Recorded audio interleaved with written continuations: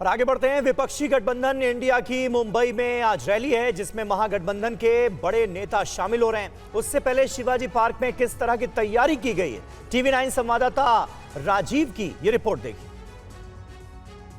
लोकसभा चुनाव की तारीखों के ऐलान के साथ ही लोकसभा चुनाव का बिगुल बज चुका है।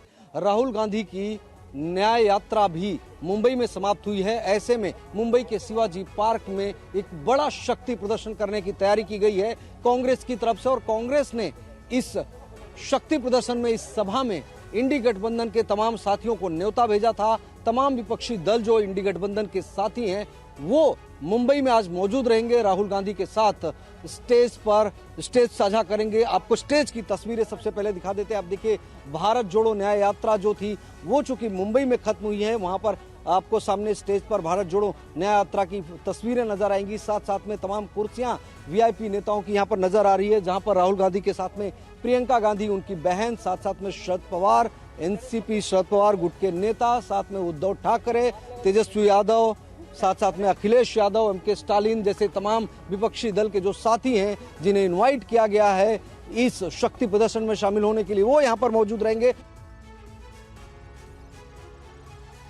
बीजेपी प्रदेश अध्यक्ष ने बाला साहब का एक वीडियो साझा करते हुए उद्धव ठाकरे पर तंज किया है। ये रिपोर्ट देखिए।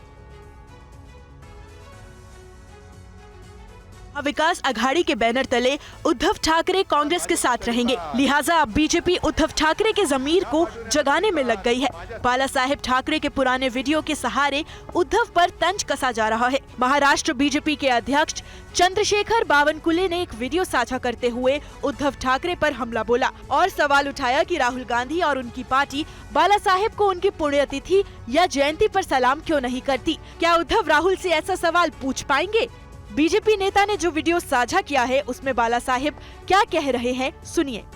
मैं भी कह सकता हूँ भाई ये चलने वाला है तो दुकान बंद कर दूंगा, मैं दुकान बंद कर दूंगा। मैं कहता हूँ ये मैं मेरी शिवसेना की कांग्रेस नहीं होना दूंगा, नहीं, कभी नहीं। और मुझे जब ये मालूम होगा कि हो रही है तो I will close my shop. Shiv Sena चुनाव नहीं लड़ेगी। जाओ, कहाँ जाएंगे लोग? आज जो मान सम्मान तुम्हें मिल रहा है शिवसेना के नाम पर मिल रहा है, हिंदुत्व के लिए मिल रहा है, भगवा झंडा के लिए मिल रहा है। विपक्ष की रैली में उद्धव ठाकरे के शामिल होने की खबर के बीच बीजेपी और शिंदे गुट हमलावर हैं। महाराष्ट्र के सीएम ने कहा है कि आज का दिन शिव सैनिकों के लिए काला दिन है। आज का दिन ये शिव सैनिकों के लिए काला दिन है, काला दिवस है, ये ब्लैक संडे है। क्योंकि जो शिवतीर्थ शिवाजी पार्क, ये शिवाजी पार्क से हिंदू हृदय सम्राट बाला साहेब ठाकरे जी ने पूरे देश को मार्गदर्शन किया। इसी ऐतिहासिक मैदान में जिन्होंने स्वतंत्रवीर सावरकर जी के खिलाफ आरोप लगाए, उनके बाजू में बैठकर ये सभा लेने की नौबत आज यहाँ पर आई है। ये दुर्भाग्य है। आज कैसे कहेंगे गर्व से कहो हम हिंदू हैं? ये भी सवाल मैं यहाँ इस बार पूछना चाहता हूँ। और हिंदू हृदय सम्राट कहने के लिए भी लोग अभी डर रहे हैं। देश की जनता उन्हें बहुत बड़ी सबक सिखाएगी। तो इस बड़ी रैली से पहले बीजेपी हर फ्रंट से कांग्रेस पर वार कर रही है। देवेंद्र फडणवीस ने कहा कि अगर कांग्रेस ना होती तो देश की तस्वीर कुछ और होती। इसके जवाब में यूबीटी सांसद संजय राउत ने कहा कि बीजेपी को कांग्रेस की अहमियत कभी समझ में नहीं आएगी। शायद कांग्रेस नहीं होती तो भारत का विभाजन नहीं होता, कांग्रेस नहीं होती तो भारत में अनाचार, दुराचार, अत्याचार, भ्रष्टाचार की एक जो मालिका हमने देखी वो शायद नहीं होती। आतंकवाद और बाकी इस प्रकार की सारी जो चीज़ें हमको आज दिखाई पड़ती है वो नहीं होती। कांग्रेस नहीं होती तो पाकिस्तान के दो टुकड़े नहीं होते। कांग्रेस नहीं होती तो ज्ञान, विज्ञान, टेक्नोलॉजी, तंत्रज्ञान में जो हमने प्रगति की है वो नहीं होती।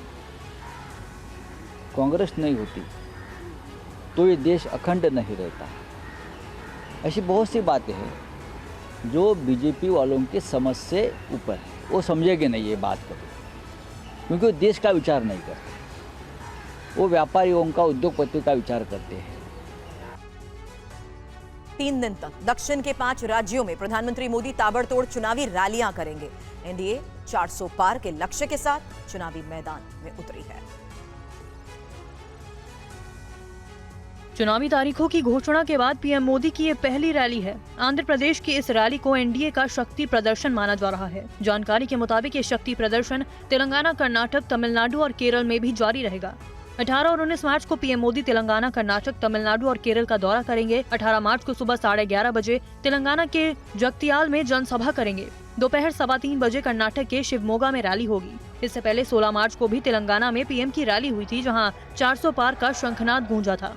तेलंगाना भी यही ऐलान कर रहा है, अब की बार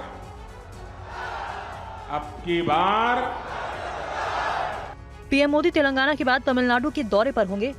पीएम मोदी शाम 5:45 बजे तमिलनाडु के कोयम्बटूर में रोड शो करेंगे। 18 मार्च को पीएम रात को कोयम्बटूर सर्किट हाउस में रहेंगे। 19 मार्च को सुबह 10:30 बजे केरल के पलक्कड़ में रोड शो करेंगे। दोपहर 1 बजे तमिलनाडु के सालेम में पीएम की रैली होगी। देश भर में 400 से ज्यादा सीटें जीतने के लिए इस बार बीजेपी ने दक्षिण में भी पूरा प्लान बना रखा है।